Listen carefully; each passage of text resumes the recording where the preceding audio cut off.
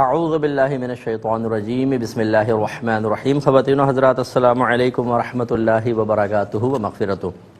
Programme احکام شریعت فقہ حنفی سے متعلق مسائل اور آپ کے میزبان حاضر ہیں کیو ٹی وی کی پوری ٹیم کے ساتھ۔ کچھ آفر کویسچنز ہیں۔ ایک بھائی نے پوچھا کہ کیا حالت احرام میں ٹوتھ پیسٹ یوز کر سکتے ہیں کہ نہیں؟ دیکھیں، نبی کریم صلی اللہ علیہ وسلم نے نیت احرام کے بعد خوشبو کے استعمال کو منع فرمایا ہے، لہٰذا ایسی کوئی بھی ٹوتھ پیسٹ جس میں خوشبو ہو یا منجن، اسے آپ ہرگز یوز نہ کیجئے۔ اس میں بڑے مسائل ہوں گے، آپ پہ دم بھی لازم ہو سکتا ہے، بالکل اجتناب کرنا چاہیے۔ بہتر یہ ہے کہ بغیر خوشبو والی مسواک اپنے پاس رکھیں، اور وہاں عموماً طور پہ مل بھی جاتی ہیں، مسواک یوز کر لیں۔ جب آپ حالت احرام سے باہر آئیں پھر باقاعدہ آپ ٹوتھ پیسٹ بھی کر لیں۔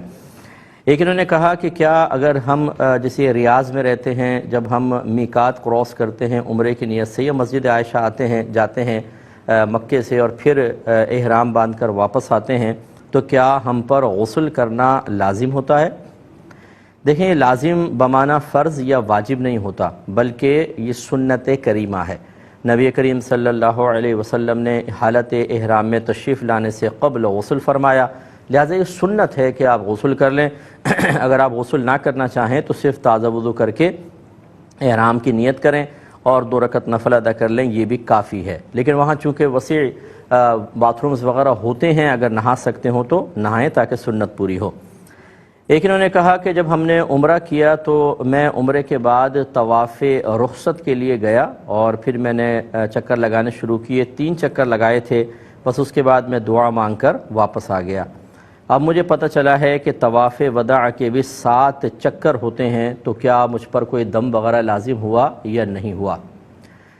دیکھیں، اچھی طرح یاد رکھیں کہ یہ جو طواف وداع ہے یہ اس حاجی پر لازم ہوتا ہے کہ جو مطلب حج کے لیے جائے اور میقات کراس کر کے میقات کے باہر سے جاتے ہیں، تو پھر ان پہ طواف وداع لازم ہوتا ہے۔ جیسے حج تمتع کرتے ہیں اکثر پاکستانی، ان پر یہ طواف وداع واجب ہوتا ہے۔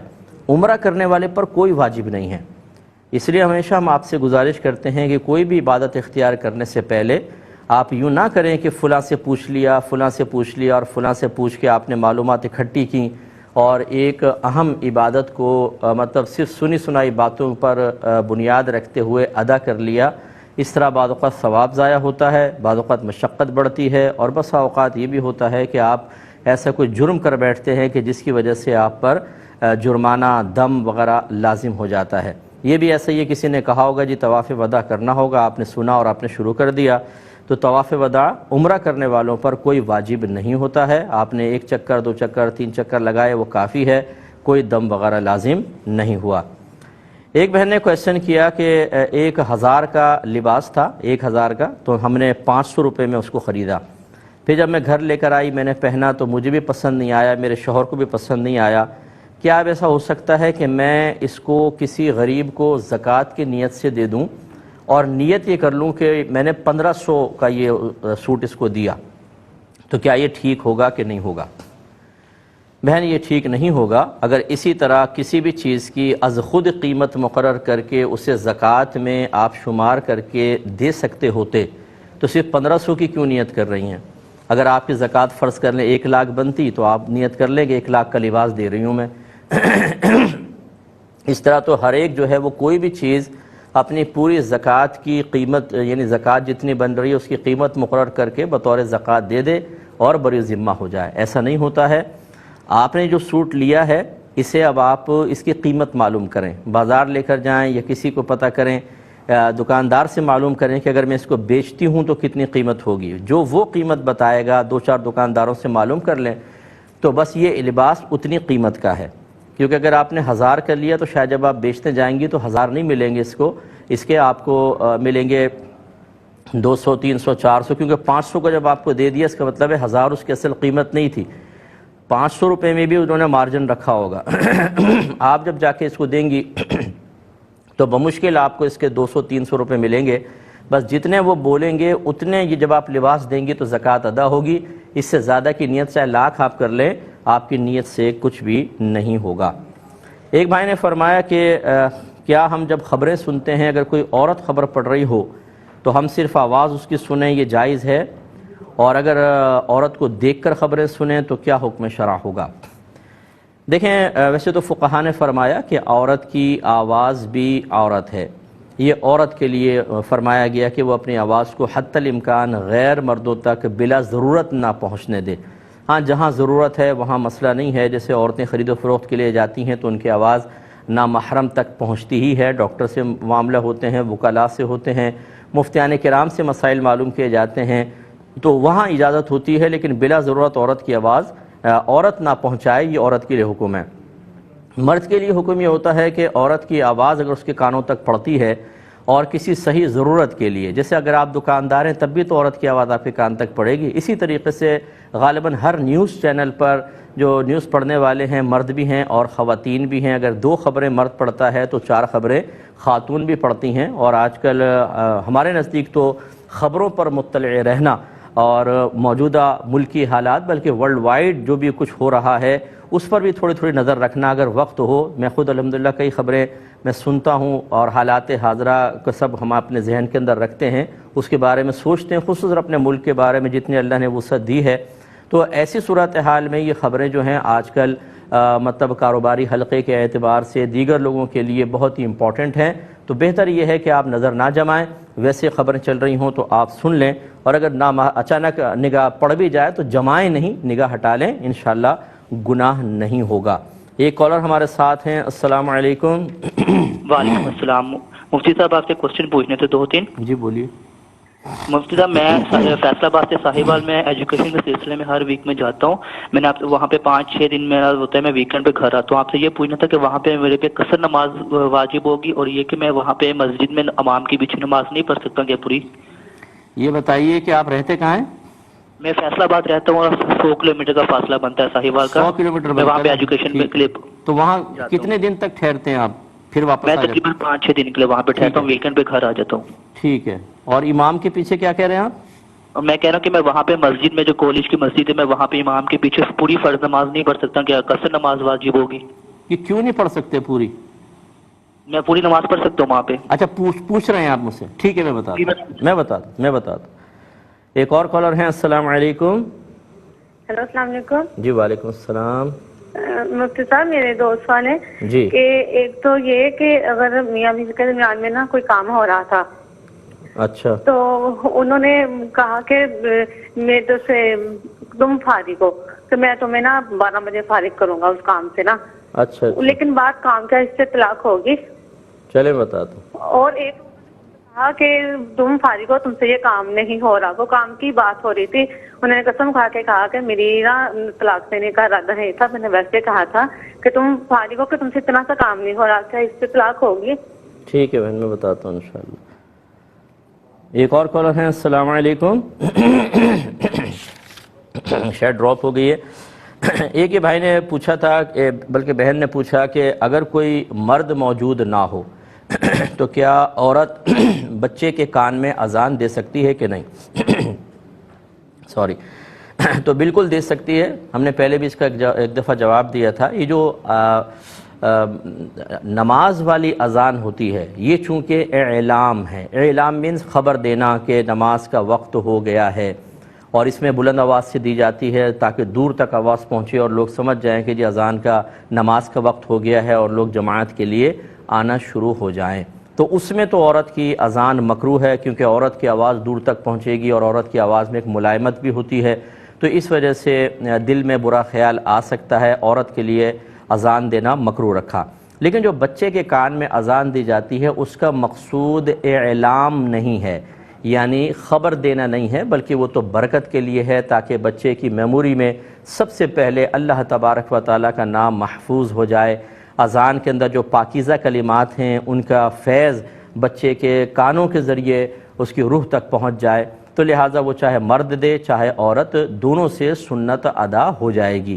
اگرچہ سنت متوارثہ یہی رہی کہ مردوں نے کانوں میں اذان دی ہیں، لیکن اگر کوئی بہن دیں گی تب بھی بالکل جائز ہوگا۔ ایک اور بہن نے مزید پوچھا تھا کہ پھر اس کا طریقہ کیا ہوگا؟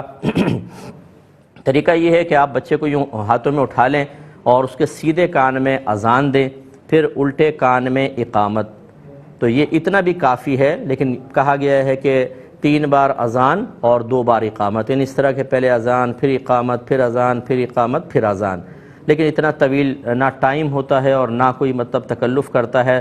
اصل تو برکت حاصل کرنا ہے، اصل تو بچے کو فیض پہنچانا ہے، تو صرف اگر اذان بھی دے دی جائے اقامت بھی نہ ہو تب بھی کافی ہے، اور اگر چاہیں تو اذان اور اقامت کر لیں، یہ اس سے زیادہ بہتر ہوگا۔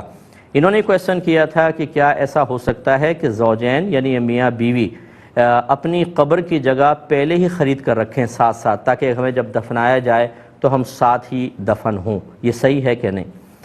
دیکھیں فقہا نے اس کو ایک غیر ضروری عمل قرار دیا ہے، وہ اس طریقے سے کہ وہ فرماتے ہیں کہ ہمیں کیا پتہ کہ ہم کہاں فوت ہوں گے۔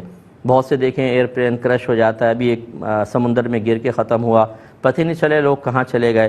اور اسی طریقے سے بعض اوقات اللہ تعالیٰ ناگہانی آفت سے سب کو محفوظ رکھے، لیکن بہرحال جو اللہ کی نے ازلی فیصلے کیے ہم اس کی رضا پر راضی ہیں، تو یہ معلوم نہیں چلتا انسان کو کہ کہاں فوت ہوگا۔ تو اس لیے انہوں نے فرمایا کہ ضروری مناسب نہیں ہے کہ ایسا کریں، آپ زمین پہ قبضہ بھی کر لیں، خصوصاً وقفی زمین پہ تو ایسا نہیں کر سکتے ہیں۔ آپ نے تو خریدنے کا کہا، وقف والی زمین کو پہلے سے قبضہ قبر بنا کے اس کو مصنوعی قبر بنا کے رکھ لینا، تاکہ جب ہم فوت ہوں گے دفن ہوں گے اتنا عرصہ آپ نے اس قبر کو قبضہ کر کے رکھا ہے، شرعاً صحیح نہیں ہوتا۔ لیکن اگر آپ خرید کے رکھتے ہیں بہرحال تو فقہا نے غیر ضروری عمل قرار دیا ہے، لیکن منع بھی نہیں کیا، اس کو کوئی ناجائز یا حرام نہیں کہا۔ تو اگر آپ خرید کر رکھ سکتے ہیں رکھ لیں، تاکہ دونوں میں بھی وہاں دفن ہوں، اور یہ ایک وصیت لکھ جائیں کہ اگر ہم دونوں فوت ہوتے ہیں تو ہم اس میں دفنایا جائے، اور اگر ہم کہیں اور فوت ہو جاتے ہیں تو پھر ہم کسی کے لیے وقف کرتے ہیں، اس طرح وقف کر دیجئے گا تو آسانی رہے گی اور آپ کے لیے بہتر ہوگا۔ ایک مختصر سا بریک لیں گے، ہمیں یقین ہے آپ ہمارے ساتھ ہی رہیں گے۔ بسم اللہ الرحمن الرحیم، پہلے کال لیتے ہیں۔ السلام علیکم۔ وعلیکم السلام۔ جی فرمائیے۔ سر میرا یہ سوال ہے کہ ہم لاہور سٹی میں رہتے ہیں، تو یہاں قبرستان ہے تو فل ہو گیا کراؤڈ، تو اب جو کوئی قبر بنانی ہوتی ہے تو وہ یہ کہتے ہیں کہ اپنے امی ابا کی قبر بتا دو، اور درمیان میں کھود کے وہ تیسری قبر بنا دیتے ہیں، مطلب قبروں کے اوپر قبر بنا دیتے ہیں، اور جگہ کم ہے۔ اور دوسرا سوال یہ ہے کہ اہل سنت والجماعت جی اور بولیے۔ اہل حدیث کے پیچھے نماز پڑھتے۔ ایک اور کالر ہیں۔ السلام علیکم۔ السلام علیکم مفتی صاحب۔ وعلیکم السلام بھائی جان۔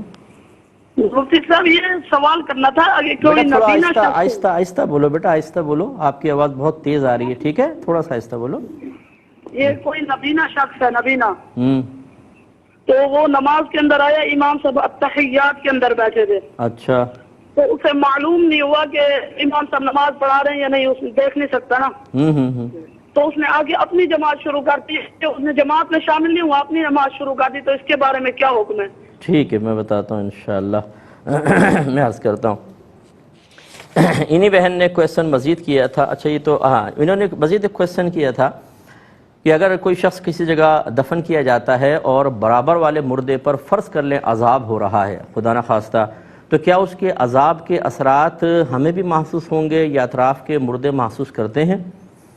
دیکھیں ایسا تو نہیں ہوتا کہ اگر وہ جل رہا ہے تو اس کی تپش آپ تک پہنچے گی۔ اگر آپ نیک ہیں، پرہیزگار ہیں، متقی ہیں، تو نبی کریم صلی اللہ علیہ وسلم کی احادیث اس باب میں مختلف ہیں۔ جیسے ایک روایت میں ہے کہ مومن جب قبر میں رکھا جاتا ہے تو اس کی قبر جنت کے باغوں میں سے ایک باغ بن جاتی ہے، تو باغ میں تپش اور عذاب کہاں۔ ایک روایت میں ہے کہ مردے کو جب رکھا جاتا ہے تو اس کی قبر کو تا حد نگاہ وسیع کر دیا جاتا ہے، یعنی جہاں تک نگاہ اٹھاؤ قبر وسیع ہو جاتی ہے۔ جب وسیع ہو جاتی ہے تو اس کا مطلب ہے برابر والی قبر تو وہ اتنی دور ہو جاتی ہے کہ جہاں تک آپ کی نگاہ جاتی ہے۔ لیکن یہ حدیثیں بھی موجود ہیں کہ جب عذاب ہوتا ہے تو تمام قبرستان والے اس کو محسوس کرتے ہیں، یعنی اس کی چیخیں وغیرہ، یا اس کے مطلب یہ کہ چلانے کی آوازیں، یا فرشتوں کی آوازیں، یا اس کو مارنے کی آوازیں۔ لیکن وہاں پر ایسا نہیں ہے کہ آپ خوف اور دہشت میں مبتلا ہو جائیں، کیونکہ آپ کے لیے اگر آپ نیک ہیں، آپ پرہیزگار ہیں، اللہ تعالیٰ آپ سے راضی ہے، تو فرشتے آپ کو بشارت دے چکے ہوتے ہیں کہ اللہ آپ سے راضی ہو گیا ہے، اب آپ آرام سے سو جائیں۔ اب آپ یعنی یہ بھی حدیثوں میں ہے کہ بعض سو جاتے ہیں جیسے دلہن پہلی رات میں سو جاتی ہے، اس طرح سرکار نے ارشاد فرمایا، اور پھر جب وہ قیامت قائم ہوگی تو مردہ آنکھیں ملتا ہوا اٹھے گا اور کہے گا کیا قیامت قائم ہو گئی؟ اسے ایسے لگے گا جیسے میں ظہر میں سویا اور عصر میں اٹھ گیا، اتنا کم اس کو وقت لگے گا۔ اس کا مطلب ہے وہاں احوال مختلف ہیں۔ خلاصہ کلام یہ ہے کہ اگر کوئی عذاب کی آواز آتی بھی ہے تو وہ ویسا خوف نہیں ہوگا کہ جیسے ہم دنیا کے اندر کوئی اچانک ڈراؤنی سی آواز سن کر خوف زدہ ہو جاتے ہیں، کیونکہ جو نیک پرہیزگار ہے وہ محنت کر چکا ہے، دنیا دارالعمل ہے، اب اس کو اس کا بدلہ ملنے کا وقت ہے، اور وہاں پر نہ خوف ہے نہ دہشت ہے اس کے لیے، نہ کوئی ٹینشن ہے، کیونکہ وہ تمام محنتیں دنیا میں کر چکا ہے۔ جو دنیا میں آسائشیں تلاش کر رہے ہیں، چاہے حرام کے ذریعے ہوں، چاہے کسی کا مال دبا کر ہوں، چاہے کسی کا گلا کاٹ کر ہوں، چاہے کسی کے ٹانگیں کھینچ کر ہوں، یہ دنیا میں آپ کو بڑے سکون سے نظر آئیں گے۔ بعض بیچارے جو نادان قسم کے ہوتے ہیں، جن کو آخرت کا شعور نہیں ہوتا، وہ انہیں قابل رشک نگاہوں سے بھی دیکھ رہے ہوتے ہیں، لیکن ان لوگوں کا اگر اللہ ناراض ہوا اور توبہ نہ کی تو ہماری دعا ہے ایسے بھائیوں کو، بہنوں کو اللہ تعالیٰ ہدایت عطا فرمائے اور انہیں عذابات قبر سے محفوظ رکھے۔ لیکن اگر خدا نخواستہ یہ توبہ نہیں کرتے، اللہ ناراض ہوا، تو پھر ان کی جو اخروی زندگی ہے وہ بڑی دردناک قسم کی ہوگی۔ تو اس لیے سمجھداری کا تقاضا یہ ہے کہ انسان اپنے آپ کو نیک بنائے، پرہیزگار بنائے، علم سیکھے، سب سے پہلے فرض علم سیکھے، اس کے تقاضے کے مطابق عمل کرے، گناہوں سے بچے۔ اگر بتقاضائے بشریت کوئی گناہ ہو جائے تو فوراً سے پیشتر اللہ تعالیٰ کی بارگاہ میں کامل توبہ کرے، اس پہ استقامت حاصل کرے، اس کے بعد آخرت کے معاملات سے انشاءاللہ وہ بے خوف رہے گا۔ ایک میں نے کویسچن کیا کہ پہلے چلے کال لیتے ہیں۔ السلام علیکم۔ وعلیکم السلام ورحمۃ اللہ وبرکاتہ۔ جی بھائی جان۔ وعلیکم السلام ورحمۃ اللہ وبرکاتہ۔ بھائی جان ٹی وی کی آواز بند نہیں کریں گے، نہیں سلام کا سلسلہ چلتا رہے گا بہت دیر تک۔ ٹی وی کی آواز بند کریں آپ شاباش جلدی سے۔ جی مفتی صاحب ٹی وی کی آواز بند ہے۔ ہاں بولیں، پھر دوبارہ سلام نہیں کرتے آپ۔ جی بولیے، سوال کریں۔ جی مفتی صاحب ایک جو ہے نا آدمی اس نے اپنی زوجہ کو نا بولا ہے کہ اگر آپ میری بیٹیوں کو اسکول بھیجتے ہو نا، کیا بولا ہے؟ آپ نے اس نے اپنی اس کی 2 بیٹیاں، اس نے بولا اپنی بیگم یعنی کہ اپنی زوجہ کو بولا اگر ہم میری بیٹیوں کو اسکول بھیجتے ہو نا تو آپ میری والدہ لگو، یعنی کہ اس نے 8 دفعہ اپنی زوجہ یعنی اپنی بیگم کو 8 دفعہ یہ بولا کہ آپ میری والدہ لگو والدہ لگو۔ اگر وہ اچھا چلیں میں بتاتا ہوں بھائی، کوئی کویسچن تھوڑا سا آپ کا۔ ایک اور کالر ہیں۔ السلام علیکم۔ السلام علیکم مفتی صاحب۔ وعلیکم السلام۔ مفتی صاحب میرا پہلا سوال یہ ہے کہ ایک شخص اپنے ماموں کی بیٹی سے شادی کرنا چاہتا ہے، لیکن اس لڑکی نے ایک بار اس شخص کے بڑے بھائی کے ساتھ اسی کی والدہ کا دودھ پیا ہے، تو کیا یہ شادی ہو سکتی ہے؟ بڑے بھائی کے ساتھ؟ جی بڑے بھائی کے ساتھ اسی کی والدہ کا دودھ پیا ہے۔ ٹھیک ہے۔ اور اچھا دوسرا سوال یہ ہے کہ کیا میاں بیوی ایک دوسرے کو اپنے کوئی حقوق معاف کر سکتے ہیں؟ اور بس میں انشاءاللہ عرض کرتا ہوں۔ ایک یہ کویسچن تھا کہ کسی نے سوال کیا کہ ان کے ہسبینڈ نے 3 دوستوں کے ساتھ پارٹنرشپ کی ہے، اور کوئی اسپیئر پارٹس کی پارٹنرشپ تھی، اس میں پیسے انویسٹ کیا ہے، کمپنی کھولی ہے سمجھ لیجئے۔ اب یہ انکشاف ہوا کہ ان میں سے کچھ 1-2 ایسے ہیں کہ جو چوری شدہ اسپیئر پارٹس خرید کر اور وہ بیچ رہے ہیں، تو کیا حکم شرع ہوگا، کیا کیا جائے، کیونکہ یہ چوری کا مال تو خریدنا بیچنا ناجائز ہے۔ تو بالکل دیکھیں چوری کے مال پر بیع واقع ہوگی ہی نہیں، یہ اچھی طرح یاد رکھیں۔ یعنی اگر کوئی کمپیوٹر وغیرہ جیسے لا کر چوری کا بیچتا ہے یا موبائل بیچتا ہے اور آپ اسے خریدتے ہیں تو یہ خرید و فروخت اس پر ہوگی ہی نہیں، کیونکہ وہ اس کا مال نہیں ہے۔ جب اس کا مال ہی نہیں ہے تو پھر آپ کیسے اس کو خرید رہے ہیں؟ بیچنے والا بھی گناہگار، خریدنے والا بھی گناہگار، اور یہ چوری والا مال جو ہے ایک مسلمان بھائی کی امانت ہے جسے پہنچانا، آپ کو پہنچانا واجب ہے، اور ایسے پیسے میں بالکل برکت نہیں ہوگی، بلکہ یہ آپ کے پیسے کے ساتھ ملے گا، آپ کو تباہ کر دے گا۔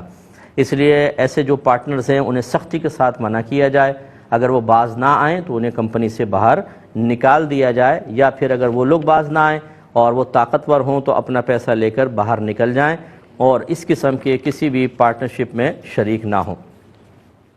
ایک شخص نے، ایک بیوی نے شوہر سے کہا کہ کیا تم مجھ سے جسمانی تعلق قائم نہیں کرنا چاہتے یا نہیں قائم کرو گے؟ شوہر نے کہا خدا کی قسم نہیں۔ تو بعد میں اس عورت نے کہا یہ تو تم نے ایلا کر دیا ہے، شرعی لحاظ سے وضاحت میں کرتا ہوں۔ تو شوہر کہتا ہے کہ مجھے تو اس کا علم نہیں تھا اور نہ میں نے کوئی اس کی نیت کی تھی، کیا حکم شرع ہوگا؟ لیکن سب سے پہلے سمجھ لیں، اگر شوہر بیوی کے پاس نہ جانے کی کم از کم 4 ماہ کی یا اس سے زائد یعنی ہمیشگی کی قسم کھا لے تو اس کو کہتے ہیں ایلا۔ کم از کم اس میں 4 ماہ کی مدت ہونی چاہیے، تب شرعی ایلا بنتا ہے۔ یعنی شوہر کہے 4 ماہ تک میں قربت نہیں کروں گا، یہ کہے میں تجھ سے کبھی بھی قربت نہیں کروں گا، اور قسم کھائے اللہ تعالیٰ کی، تو یہ ایلا کہلاتا ہے۔ یعنی بیوی وقتی طور پر حرام ہو جاتی ہے۔ اب اگر یہ اس مدت کے دوران تعلق جسمانی قائم کر لے تو قسم ٹوٹ جاتی ہے اور اسے کفارہ، قسم کا کفارہ ادا کرنا ہوتا ہے۔ اب اور اس کا تعلق الفاظ سے ہے۔ اب شوہر نے اور یہ یاد رکھیں، ایک تو ایک بات ہی ہوگی، دوسری بات یہ ہے کہ جب کوئی سوال کیا جاتا ہے اور ہم اس کا جواب شارٹلی دیتے ہیں تو اس کا مطلب یہ نہیں ہے کہ ہم نے تو صرف 2 لفظ بولے ہیں، بلکہ جتنا سوال میں مواد ہوگا سمجھ لیں جواب میں وہ خود بخود شامل سمجھا جائے گا۔ جیسے کوئی کہے کہ کیا زید آ گیا ہے اور میں جواب میں کہوں ہاں، تو یہ صرف ہاں نہیں شمار ہوگا، بلکہ اس کا مطلب کیا ہے، ہاں زید آ گیا ہے، یہ سمجھ لیجیے یوں ہوتا ہے۔ تو اب اگر بیوی نے کہا کیا تم اس سے تعلق قائم نہیں کرو گے یا نہیں کرنا چاہتے، اور شوہر نے کہا خدا کی قسم نہیں، تو اس کا مطلب خدا کی قسم میں تم سے تعلق قائم نہیں کروں گا، تو یہ قسم بن گئی۔ اب لا علمی ہمارے مذہب اسلام میں اس قسم کے مسائل میں عذر نہیں ہوتی، نہیں معلوم تھا تو جی سیکھنا چاہیے تھا۔ اور دوسرا، اس میں نیت ہو یا نہ ہو، جب اس طرح کے ظاہری اور صریح الفاظ ادا کیے جاتے ہیں تو یہ واضح الفاظ کا ادا کیا جانا ہی نیت کے قائم مقام ہوتا ہے، لہٰذا یہاں ایلا قائم ہو چکا ہے۔ ان کا آپ کے شوہر کو چاہیے کہ وہ مطلب جسمانی تعلق قائم کریں اور قسم کا کفارہ دے دیں، تو انشاءاللہ آپ لوگ بری ذمہ ہو جائیں گے۔ اور ہمیشہ کی طرح 17 سال سے گزارش کرتے ہیں، پھر کر دیتے ہیں ایک دفعہ کہ خدا را علم سیکھیے، حقوق زوجین کورس کریں، پورا مطلب سیکھیں، یہ تمام چیزیں، زہار کیا ہے، ایلا کیا ہے، نان نفقے کے مسائل، مہر کے مسائل سیکھیے، بیوی کے کیا فرائض ہیں، کیا حقوق ہیں، شوہر کے کیا فرائض، کیا حقوق ہیں، ایک بہو پر ساس سسر کا کیا حق ہے بھی کہ نہیں ہے، اسی طرح بیوی کے اوپر کیا گھر کا کام کاج کرنا واجب ہے کہ نہیں، نان نفقے کا اطلاق کن چیزوں پر ہوتا ہے، شوہر بیوی کا علاج معالجہ کرے یہ اس پر واجب ہے یا نہیں ہے، اسی طرح بچوں کی پرورش کے معاملات، یہ سب چیزیں سیکھنی ہوتی ہیں، لیکن ہم سیکھتے نہیں ہیں۔ شادی کرنے کے لیے ہر ایک ہوشیار ہے، اگر کسی پاگل سے بھی پوچھیں گے نا تجھے شادی کرنی ہے، وہ اور کسی شاید بات کا جواب نہ دے، لیکن شادی کے نام پر ایک دم الرٹ ہو جاتا ہے، ریڈ الرٹ، اور اللہ نے ایسی کو کشش رکھی ہے شادی میں کہ وہ اس کے لیے تیار ہو جاتا ہے۔ تو ہم شادی کے لیے تیار ہیں، لیکن جو شرعی تقاضے ہیں شادی کے ساتھ وابستہ، اس کی طرف نہ لڑکے والوں کو توجہ ہے نہ لڑکی والوں کو توجہ ہے۔ اور اس میں آپ یقین کیجئے میرے پاس ایسے ایسے کیس آتے ہیں کہ میاں بیوی ایک دوسرے پر 10 سال سے حرام ہو چکے ہیں اور وہ رہ رہے ہیں ساتھ میں، اسی دوران بچے بھی پیدا ہو رہے ہیں، لیکن مسئلہ ہی معلوم نہیں، اور جب ان کو سمجھایا جائے تو بڑے بھولے پن سے کہتے ہیں جی ہمیں تو پتہ ہی نہیں تھا، ہمیں تو معلوم ہی نہیں تھا۔ جو باہر کے ملکوں میں جاتے ہیں، کبھی کوئی ایسا آپ نے دیکھا ہے کہ وہاں جا کے اس نے قانون کے خلاف کچھ کیا اور پکڑا گیا اور اس نے کہا جی مجھے تو معلوم ہی نہیں تھا؟ پہلے پورا سیکھ کر جاتے ہیں، ایک ایک چیز سیکھتے ہیں، ایک ایک چیز، وہاں کی کیا ریکوائرمنٹ ہیں، کیا کیا قانون ہیں، کم از کم موٹے موٹے تو سیکھ کے ہی جاتے ہیں، اور پھر وہاں جا کے مزید ڈرتے ڈرتے سارا سیکھتے ہیں۔ اور کوئی بھی اگر پکڑا جاتا ہے تو پھر یہ نہیں کہتے کہ جی مجھے تو معلوم نہیں تھا، کہتے ہیں ہاں جی قصور ہو گیا، کریں جی ہمارا چالان اور لگائیں ہم پر فائن۔ لیکن جب اللہ اس کے رسول کی باری آتی ہے تو ہم نہ سیکھنا چاہتے ہیں، اور اگر غلطی ہو جائے تو بڑے بھولے پن سے کہتے ہیں ہمیں تو معلوم نہیں تھا۔ تو یہ عذر ایسا نہیں چلتا ہے، خدا را علم سیکھیے، تاکہ آپ جب سیکھ لیں گے خود بھی اچھی لائف گزاریں گے، اپنے بچوں کے لیے اچھے رول ماڈل بنیں گے اور اپنے بچوں کی بہتر تربیت کر سکیں گے۔ مجھے امید ہے جو ہمارے سمجھدار بھائی بہن ہیں وہ ہماری باتوں پر غور کریں گے۔ ایک مختصر سا مزید بریک لیں گے، ہمیں یقین ہے آپ ہمارے ساتھ ہی رہیں گے۔ بسم اللہ الرحمن الرحیم۔ ایک کویسچن یہ مجھ سے کیا تھا کہ کسی کی یہ جو لاٹری کا ٹکٹ ہوتا ہے نا، ریفل ٹکٹ وغیرہ، اس پر اس کی کار نکل آئی، کار کی نیت سے خریدا تھا، کار نکل آئی، اب اسے پتہ چلا کہ یہ استعمال تو اس کا منع ہے، تو جوا تھا، تو وہ تو استعمال نہیں کر رہا لیکن بیچنا چاہتا ہے، تو کیا ہم اس کار کو خرید سکتے ہیں؟ دیکھیں، جوئے کے ذریعے جو بھی چیز آپ کے قبضے میں آتی ہے نا، شرعاً آپ کو اس پر ملکیت حاصل نہیں ہوتی۔ جب آپ اس کے مالک ہی نہیں بنتے تو پھر اس کو آگے آپ سیل آؤٹ بھی نہیں کر سکتے۔ اسی طریقے سے جو جانتا ہے کہ یہ جوئے کے ذریعے حاصل شدہ مال ہے یا چوری کے ذریعے حاصل شدہ مال ہے، ابھی میں نے چوری کو تو بتایا، اسے خرید نہیں سکتے ہیں، لہذا اس نے کیا کرنا ہے، اس کے اوپر چھوڑ دیجئے، اس طرح کی چیز نہ خریدیں۔ اس لالچ میں کہ جی مارکیٹ سے 2-3-4 لاکھ روپے سستی بیچ دے گا، آپ ناجائز چیز لے لیں، پھر اس کو استعمال کرتے ہیں، جب تک استعمال کرتے رہیں گے پھر آپ گناہ گار ہوتے رہیں گے، اس کا کیا فائدہ؟ اللہ تبارک و تعالیٰ کی رضا کے لیے دنیا میں تھوڑا سا نقصان برداشت کریں، آخرت کے بے شمار فائدے حاصل ہوں گے، بلکہ اگر میں یہ کہوں کہ دنیا میں اللہ تعالیٰ اس کا بہترین بدلہ آپ کو عطا فرمائے گا تو یہ بیجا نہیں ہوگا، لیکن بہرحال ایسی گاڑی نہیں خرید سکتے ہیں۔ آج کے کویسچنز لے لیتے ہیں. بھائی نے فرمایا کہ یہ ایک اپنے گھر سے کہیں پڑھنے کے لیے جاتے ہیں جو تقریباً 100 کلومیٹر دور فاصلہ ہے اور وہاں 5-6 دن رہ کر پھر اپنے گھر واپس آ جاتے ہیں. تو گھر وہاں پر رہ کر یہ پوری پڑھیں گے یا قصر پڑھیں گے؟ پہلا کویسچن تو یہ تھا، تو جواب یہ ہے قصر پڑھیں گے، کیونکہ آپ وہاں مستقل رہائش پذیر نہیں ہیں، آپ تو تعلیم کے لیے جاتے ہیں، اور جب آپ وہاں گئے اور 15 دن سے کم ٹھہرنے کی نیت کریں گے تو آپ مسافر ہوں گے، مقیم نہیں. دوسرے انہوں نے کہا اگر میں امام کے پیچھے نماز پڑھوں گا تو قصر پڑھوں گا یا پوری؟ دیکھیں، امام کا جو مقیم امام ہوتا ہے اس کا اعتبار ہوتا ہے اور مسافر کو اسی کے ساتھ ادا کرنی ہوتی ہے. لہذا اگر مقیم امام کے پیچھے آپ نماز پڑھیں گے تو آپ کو پوری پڑھنی ہوگی. ہاں، کسی ٹائم اگر خدا نخواستہ آپ کی ظہر، عصر یا عشاء کے 4 فرض امام کے پیچھے نہ پڑھ سکے، اب آپ اس میں قصر کریں گے، ورنہ امام کے پیچھے اگر آپ پڑھتے ہیں تو پوری نماز ہی پڑھی جائے گی. یہ کہتے ہیں کہ ہم میاں بیوی میں ایسی بات چل رہی تھی، کوئی کام کر رہے تھے، شوہر نے کہا کہ میں آپ کو کام سے فارغ کر دوں گا، یہ معاملہ کر کے کام سے فارغ کر دوں گا. تو اسی طریقے سے ایک کہا کہ بھئی اب تو تمہیں کام سے فارغ کر دیا، نیت بھی شوہر کی وہی تھی اور وہ قسم کھاتا ہے کہ میری طلاق وغیرہ کی نیت نہیں تھی، کام کی ہی نیت تھی، تو کیا حکم شرع ہوگا؟ دیکھیں، ویسے تو لفظ چھوڑ دینا اور لفظ فارغ ہم اسے طلاق کے باب میں صریح شمار کرتے ہیں، یعنی نیت ہو یا نہ ہو طلاق واقع ہوگی. لیکن اگر اس کے یعنی طلاق کے خلاف پر کوئی واضح قرینہ، کوئی واضح علامت موجود ہو تو بقسم پھر اس کو فوقیت دی جائے گی. جیسے یہاں پر ہے، اگر کوئی ویسے آدمی ایک آدمی کسی سے پوچھے تم نے اپنی بیوی کے ساتھ کیا کیا، اس نے کہا میں نے تو اس کو فارغ کر دیا، یہ صریح لفظ ہوگا، طلاق واقع ہوگی، چاہے وہ لاکھ قسمیں کھائے. لیکن جیسے آپ کام کے بارے میں کہہ رہی ہیں تو یہاں قرینہ موجود ہے کہ طلاق یا کوئی غصہ نہیں تھا، کوئی لڑائی جھگڑا نہیں تھا، کوئی آپ کی طرف سے مطالبہ طلاق نہیں تھا اور کام سامنے موجود تھا. اب اگر شوہر قسم کے ساتھ کہہ دیتا ہے کہ میری طلاق کی نیت نہیں تھی، میں تو اسی کام کی نیت کر رہا تھا، تو بالکل طلاق واقع نہیں ہوگی. لہٰذا آپ بے فکر رہیں، آپ کی طلاق واقع نہیں ہوگی. ایک یہ کہتی ہیں کہ بہن نے کویسچن کیا، پہلے میں کال لے لیتا ہوں. السلام علیکم. وعلیکم السلام. سر جی میرا ایک چھوٹا سا کویسچن ہے. جی سر کویسچن یہ ہے کہ ایک این جی او ہے، جیسے 1 لاکھ روپے دیتے ہیں اور واپس 1,10,000 روپے لیتے ہیں، سر اس میں سود شمار ہوگا؟ اور میں بتاتا ہوں. ایک یہ بہن نے پوچھا کہ قبرستان ہمارا یہاں کا فل ہو چکا ہے، اب اگر کوئی دفن ہونے کے لیے پہنچے تو وہ اس کے رشتہ داروں سے پوچھتے ہیں اس کے ماں باپ وغیرہ کی وہ قبر ہے، وہ کہتے ہیں تو ان کے بیچ میں قبر بنا دیتے ہیں، یا پھر ان کی قبر کے اوپر ایک قبر بنا دیتے ہیں. کیا حکم شرع ہوگا؟ دیکھیں، یہ دونوں چیزیں ہی ناجائز ہیں. وجہ اس کی یہ ہے کہ قبروں پہ چڑھے بغیر اور قبروں کے اندر مطلب ٹھوسا ٹھانسی کیے بغیر نئے مردے کو رکھا ہی نہیں جا سکتا. اتنی زیادہ یعنی، اور یہ جو گورکن وغیرہ ہوتے ہیں یہ جانتے ہیں کون سا مردہ کہاں دفن ہے، کہاں کتنی گنجائش ہے. بعض اوقات تو یہ ایسے بھی واقعات آئے ہیں، میں کسی پرٹیکولر کسی گورکن کے بارے میں نہیں کہہ رہا ہوں، کہ پرانی قبر ہوئی تو ہڈیاں نکال دیں اور دوسرے کو اس میں دفنا دیا. اس طرح معاملات یہ شرعاً جائز نہیں ہے، الگ قبرستان میں دفن ہونا چاہیے. لیکن بہرحال اب اگر کوئی سستی کرتا ہے کہ کون دور تک جائے، ہمارے یہاں یہ بھی ہوتا ہے نا، ناجائز کر لو، حرام کر لو، لیکن کون دور تک جائے، دور جانے سے کتراتے ہیں. پھر کہتے ہیں اتنی دور ہو جائے گا وہ. بھائی کون سا آپ نے روزانہ حاضری دینی ہے؟ سالہ سال سے رشتہ دار بیچارے مدفون ہیں، قبروں پہ جانے کی توفیق نہیں ملتی، زیادہ 15 شعبان کو پہنچ جاتے ہیں، تو اتنی دور یا قریب دیکھنے کا کیا معاملہ؟ اصل تو ہے شریعت کو فالو کرنا.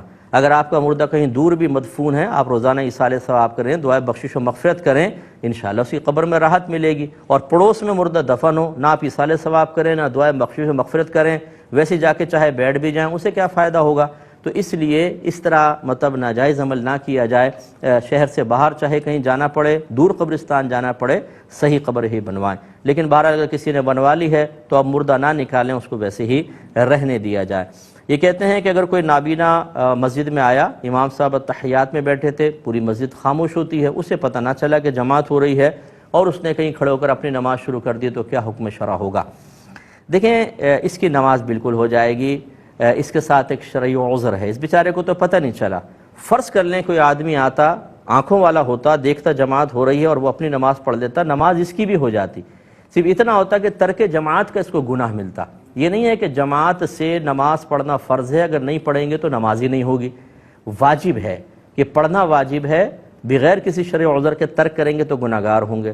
تو اگر کوئی شخص آ کے اپنی نماز پڑھتا اور بینا ہوتا تب بھی اس کی نماز تو ہو جاتی، ترک جماعت کی وجہ سے گناہگار کہلاتا. اور یہ تو بیچارہ گناہگار بھی نہیں، کیونکہ اس کو اس خاموشی کی وجہ سے پتہ نہ چلا کہ امام صاحب کس پوزیشن میں ہیں، سننے کی کوشش کی ہوگی، آواز نہیں آئی تو اس نے اپنی نماز شروع کر لی، تو کوئی گناہ نہیں ہے، نماز بھی ہو گئی اور گناہگار بھی نہیں ہوں گے۔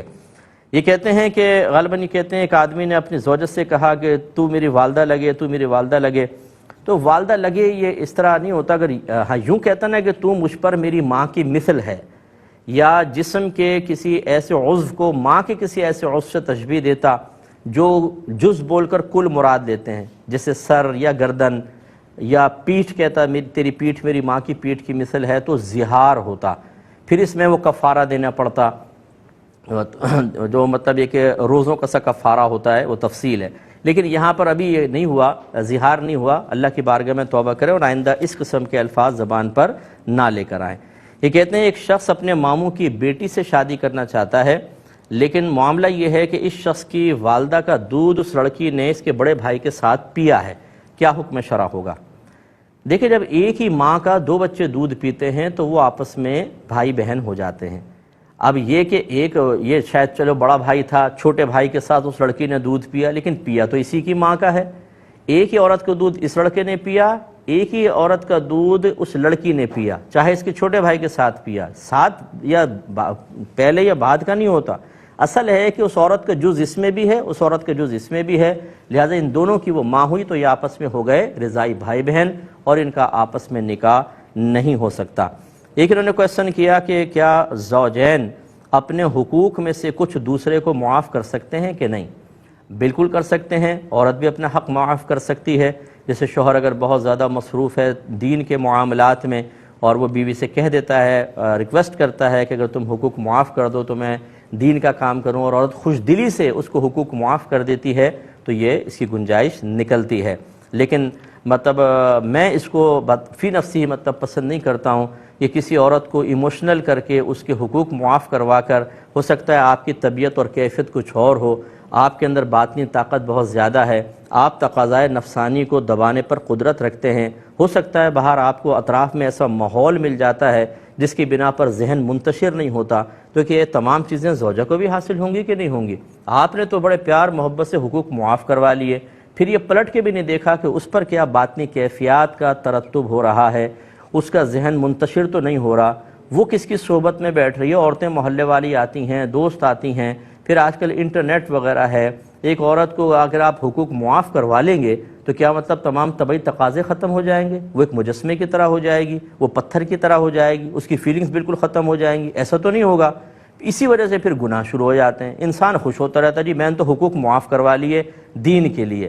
کیا ہمارے نبی کریم صلی اللہ علیہ وسلم نے ایسا کیا؟ دیکھا یہ جائے۔ کیا صحابہ کرام نے کیا؟ وہ تمام حقوق ادا کرتے رہے، اللہ کا حق بھی ادا کیا اور اپنے گھر والوں کا بھی کیا۔ جب شادی کی ہے تو پھر حقوق وغیرہ معاف کروانے کا کیا مطلب ہے؟ حق ادا کریں اور دین کی تبلیغ بھی کریں۔